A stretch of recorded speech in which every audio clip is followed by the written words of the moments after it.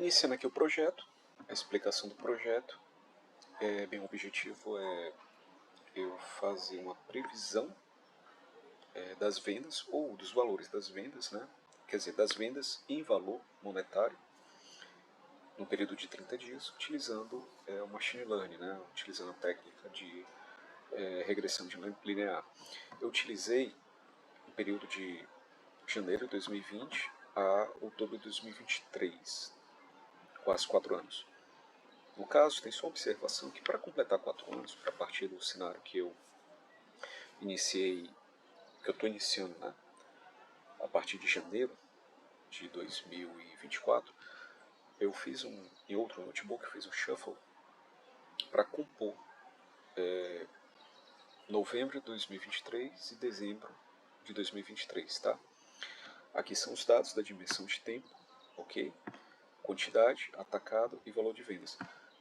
Dentro, digamos, da modelagem, né, dessa regra de negócio, da venda de certificado, isso aqui indica se a venda foi para o atacado ou não. Que isso é informação pertinente, né, para eles, tá? Para essa regra de negócio de venda de certificado digital. Bem, aqui eu tenho importação de biblioteca, leitura da base de dados, 2020 a 2023, tá? E aqui a construção do dataset, certo? Dentro aqui, em resumo, eu alterei o nome das colunas para ficar uma nomenclatura mais apresentável, alterei o tipo de dado, certo? Para encaixar melhor no modelo, nem encaixar melhor, porque o modelo de machine learning ele exige, né, dados numéricos, né, no conjunto numérico, né? E aqui eu fiz uma totalização por dia e atacado, tá? O dataset final, para ele entrar no modelo, é esse aqui, certo? E ele tem 2.179 linhas, ou 2.179 registros. Não tem dados nulos, ok? E aqui são os tipos de dados, certo? Ok, então aqui eu tenho as análises preliminares, tá? Que é estatística, né? Que a gente já vê que ele tem uma amplitude grande, porque o valor que é o meu target, ele tem um mínimo de 52 e um máximo de 54.183, certo? Bem, matriz de correlação. O atacado, um destaque, né? O atacado ele tem uma correlação, embora negativa, uma correlação alta, tá? E a quantidade, ela tem uma correlação positiva bem alta. Só uma explicação aqui da quantidade, dentro dessa modelagem, ou regra de negócio, né? Por que que eu poderia, eu vou fazer uma previsão do total, porque eu tenho um valor, fiz a quantidade total, eu poderia criar um novo coluna. Por que que eu não criei? Por quê? Para você comprar um certificado digital, aquele certificado ele é atrelado a você por um processo que você se identifica, tem há credenciais que te ligam aquele certificado. Ele não pode ser usado por outra pessoa, só por você, né?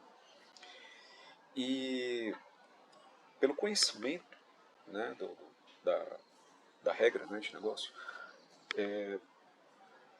97% a quantidade é 1. Por quê? Porque você compra aquele certificado digital para utilizar por um ano para você. Você não compra para outra pessoa. Você não compra, vou comprar um para mim, outro para outra pessoa. Entendeu? Você compra para você por essa questão. Então, a quantidade vai ser 1. Então, por isso que eu não fiz aquele cálculo do total. Porque se fosse fazer, o total ia ser igual ao volume. Né? Então, a quantidade ela entra aqui como uma feature. Por quê? Porque se tiver quantidade, tem um valor. Entendeu? E raro, casos raros, ela é maior que 1. Né? Então, por isso que ela tem essa correlação alta, por isso que não foi calculado o total. Né? E aqui, logo abaixo, só o distriplot, que é a distribuição. Tá? A gente pode ver que ela tem uma média alta aqui, nessa distribuição de frequência aqui, certo? ela baixa e depois ela aumenta aqui, tá? Bem, e aqui a série temporal para a gente ver que as séries temporais elas não têm tendência, certo? Ó, aqui é por dia em cada ano, aqui é por mês em cada ano, e aqui é só uma amostra de um mês, um determinado ano, para quê? Para na previsão a gente ver que o gráfico ele vai ficar muito diferente desse comportamento. Bem, aqui é a construção do modelo, aqui eu vou criar os meus datasets. A criação dos meus datasets de variáveis, de features e de targets, né, variáveis independentes e variáveis dependentes, eles são em função do Windows Size. O que é o Windows Size? É a minha janela de aprendizado, né? Então, eu vou, em função dessa janela, eu vou pegar, porque o nome é janela, né? Janela por quê? Porque eu vou pegar, dentro daquela, minha janela foi 365, né? Então, uma janela do tamanho de 365 dias, eu vou pegar os valores, né? No caso aqui ele verifica se o que está dentro desse array, tá? Que eu vou mostrar que esse array aqui, logo abaixo. Pronto. Aqui são as features, tá? Pronto. Então, quando eu verifico a feature, se for valor, eu pego eu pego o que? Eu pego uma janela, né? Que é 365 dias para trás, né? Então vou pegar 365 valores, certo? Guardar aqui nessa variável e numa posição pós-target, que é justamente o valor do meu dia mais o Windows Size, eu vou pegar aquelas variáveis, né, ou features que eu defini. Então eu pego uma janela de valores para ele aprender, né, 365, por isso que o nome é janela, mais exatamente aquelas features da posição post-target, entendeu? E aqui dentro dessa iteração, tá, até terminar o range, que é justamente o tamanho do meu dataset menos a janela, eu vou pegando janelas e fazendo isso, 365. Então eu pego 365 valores, mais as features daquela posição post-target. Depois eu pego 365 valores, mais aquelas features da posição post-target. Esse sample aqui vai para o conjunto X, que a gente pode dizer assim, né? Que são das variáveis dependentes. E o target aqui, que eu pego da posição post-target, ele vai para o Y, certo? Então, dentro da janela eu tenho valores, né? Valores assim, eu tenho tanto o valor, que é o target, como as minhas features, tá? Que eles vão ali para o X, e o Y eu vou ter realmente o meu target. Isso em função da minha janela de aprendizado, certo? Então, no final eu tenho aqui o retorno, meu conjunto X, meu conjunto Y, tá? Logo abaixo, quando eu vou fazer o predict, tá? Bem aqui, eu faço a invocação do predict, logo aqui abaixo, eu crio os datasets, aqui ele faz uma divisão dos dados, e logo aqui ele tem um predict. O predict ele vai mandar um sample, né, uma amostra aqui. O que é essa amostra aqui? Porque o X, no caso o meu conjunto X, na verdade, ele é um conjunto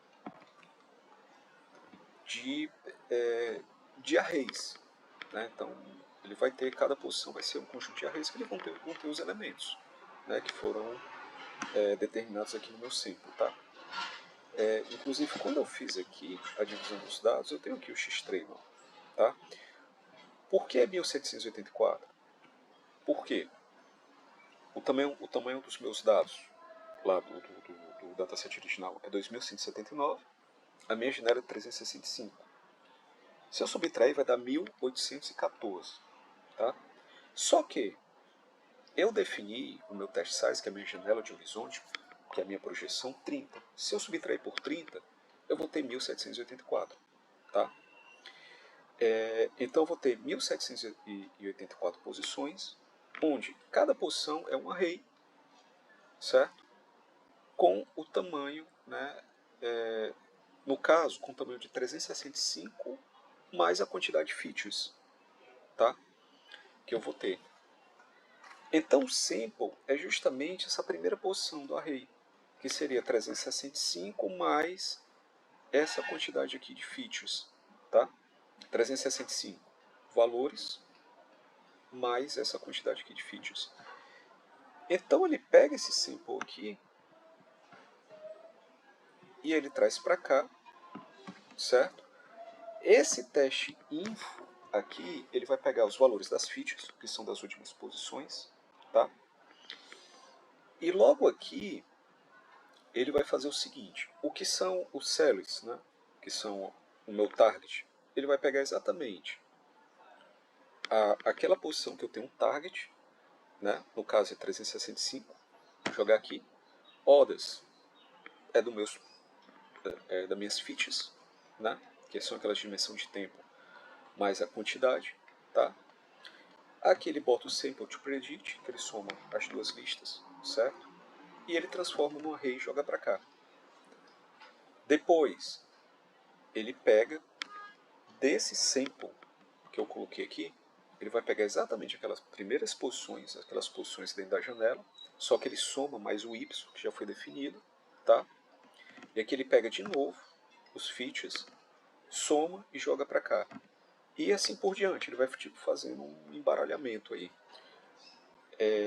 E aqui, no final, pelo modelo que eu utilizei, ele faz a predição de acordo com o modelo, certo? Lembrando que aqui também tudo é em função do que? Do Windows Size, tá? Pronto. Só aqui, como eu tenho divisão de dados, tá? Aqui como eu já fiz, né, a aritmética aqui do tamanho, né, dos dados aqui. Esse valor aqui, no caso, ele justamente ele não foi, ele ficou com o padrão que ele pega como se fosse quais valores de features eu for utilizar, né? Como se ele fosse um range ali das features dentro do array, né? Mas aqui eu deixo ele padrão que eu estou pegando todas, tá? Ele gera previsão. Eu utilizei aqui o modelo foi o Random Forest Regression. Lembrando que o Random Forest Regression ele utiliza a técnica de Ensemble Learning, né, que é utilizando que ele utiliza cria vários subconjuntos, né, e pega as melhores previsões desses subconjuntos, tá? E depois de testes, esse aqui foi o melhor modelo foi o modelo que deu o melhor resultado, tá? Então aqui ele gerou o modelo, ele fez o fit, né? Que é o ajuste ali da regressão.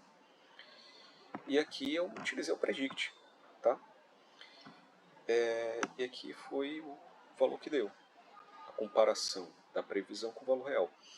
Lembrando só um detalhe que eu estou comparando aqui com o valor real, estou pegando o valor de acordo com o meu test size, que é o meu horizonte aqui, né? De projeção. Então, a comparação com o valor real gerou isso aqui. E aqui é justamente o erro absoluto e o erro quadrado médio que gerou, tá? Bem, então aqui eu vou finalizando, ok? A explicação, né, desse trabalho utilizando a regressão linear.